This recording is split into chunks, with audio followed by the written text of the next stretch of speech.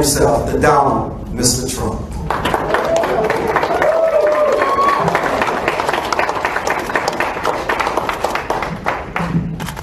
Thank you very much, Pastor, and we really appreciate a beautiful church, and we really appreciate it very much, and it's an honor to be in Flint.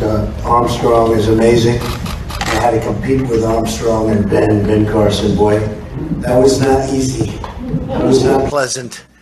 They were tough and smart, right? It was some little time we had, but I gained such respect for Ben Carson and for Armstrong Williams, and I guess that's why we're all here together.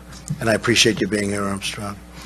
I wrote out a few things, and I thought I'd mention one of them that I thought about and I've seen around a little bit, and I said, did anybody else ever think of this? Because it's very interesting. But it used to be cars were made in Flint, and you couldn't drink the water in Mexico. Now the cars are made in Mexico, and you can't drink the water in Flint. That's not good. That's not good. It's terrible. Flint is the birthplace of General Motors and once boasted the largest General Motors plant anywhere in the world, by far the largest. In 1970, General Motors employed 82,000 workers, 82,000. And they were located in Flint.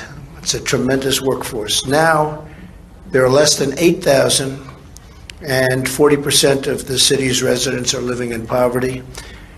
The 8,000 is dwindling, and that'll be changed like everything else. More bad news from Michigan today, and I saw this today first thing when I was reading the papers. It was announced that Ford, and I've been talking about this, and I think the reason I'm doing well in Michigan is I've been talking about this for 4 and 5 years to Michigan, because I've had a great relationship with Michigan. But it was just announced that Ford is moving all small car production, all of it, 100%, to Mexico over the next 2 to 3 years. It's just happened. We shouldn't allow it to happen. We shouldn't allow it to happen. They'll make their cars, they'll employ thousands and thousands of people not from this country, and they'll sell the cars right through a very weak border. No tax, no nothing, and we'll have nothing but more unemployment in Flint and in Michigan. It's horrible. When we send our jobs to other nations, we're also sending our tax base that supports our infrastructure, including, by the way, our pipes that we get our water from. And I just met the most beautiful family, and they are devastated by what's happened with the water, and it's had a huge impact on them mentally and physically. Incredible to see what's going on. But the infrastructure and all of this is going to other nations. Our jobs are going to other nations. Our money's going to other nations.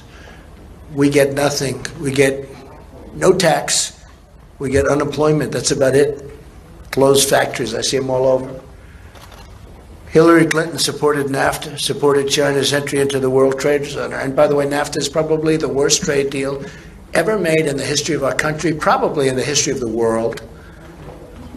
In the history of the world, signed by Bill Clinton, allowed China to run up a $1 trillion in cumulative deficits and trade deficits with the United States. I mean, China now, if you look at what is going on, a trade deficit of $500 billion.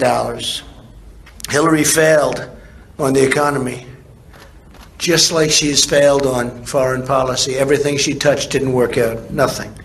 Now Hillary Clinton. Mr. Trump, I invited you here to thank us for what we've done in Flint, okay. not Okay. to give a political speech. Okay, that's good. And I'm going to go back on that. Okay. Okay. Flint's pain is a result of so many different failures, and I must say that no, I never would.